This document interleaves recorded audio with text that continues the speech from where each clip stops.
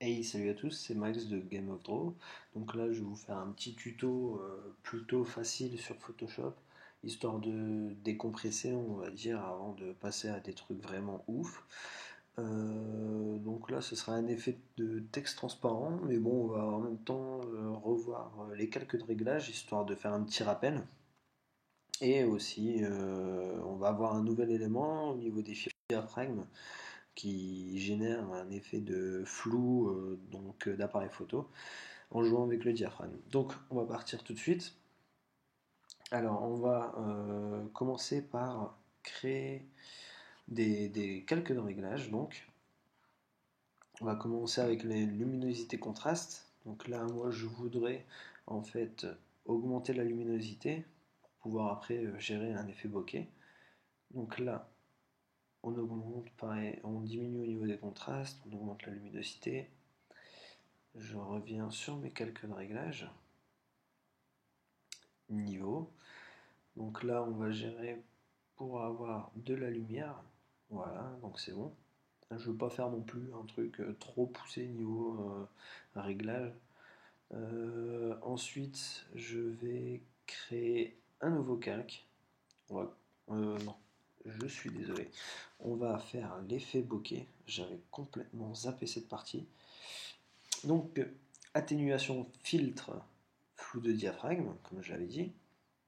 Et donc, en fait, là, ça va être la zone où démarre le diaphragme. Donc, on peut augmenter ou autre. Et puis, ça va générer un flou comme on le souhaite. On peut aussi régler à ce niveau-là.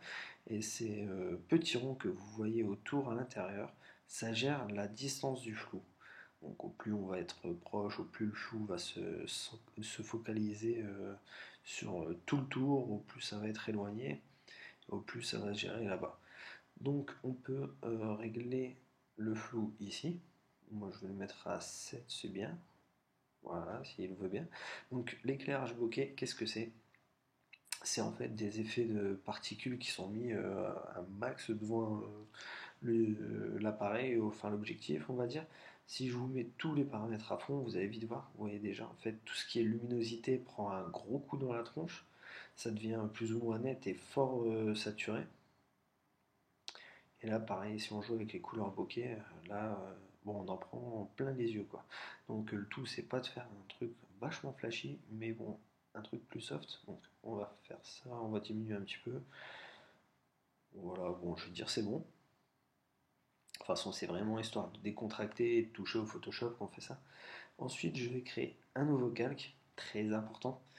On va faire édition remplir. Donc là, assurez-vous bien que vous avez la couleur blanche là. Comme ça, si elle est en premier plan, vous pouvez faire remplir avec une couleur de premier plan. Si elle s'est retrouvée derrière, vous faites avec couleur d'arrière-plan. Si jamais elle n'y est pas, vous faites couleur. Puis vous choisissez le blanc. Donc voilà. Donc par exemple, moi je peux mettre couleur de premier plan. Hop, et voilà. Je me retrouve avec mon blanc. Donc c'est parfait. Juste au passage avant, il s'est rempli avec 70%. Donc c'était ce qu'il me fallait. Je vais faire un texte.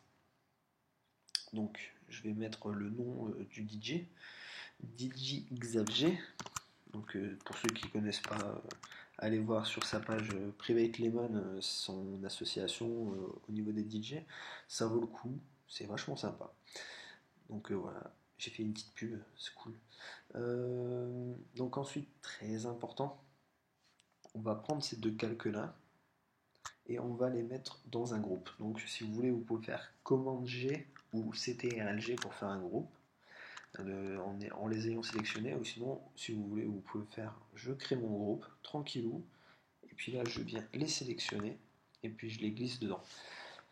Voilà. Donc maintenant ça que c'est fait, on va double-cliquer sur le texte et là on va gérer l'opacité du fond, pas l'opacité de l'objet, puisque sinon si on fait l'objet, bon, on va tomber sur du zéro et puis on n'aura plus l'objet.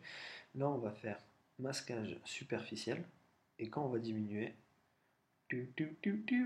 impeccable. Voilà, on se retrouve avec un petit effet assez sympa. Donc on peut gérer encore là après si vous voulez.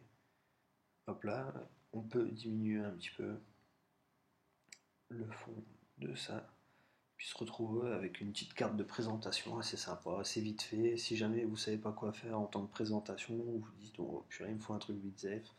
Voilà, c'est fait. Donc c'est assez sympa, assez facile. Donc voilà. Bah, j'espère que vous aurez aimé le tuto et puis bon, je vais essayer d'en enchaîner de plus en plus rapidement. Voilà. Bon allez, salut!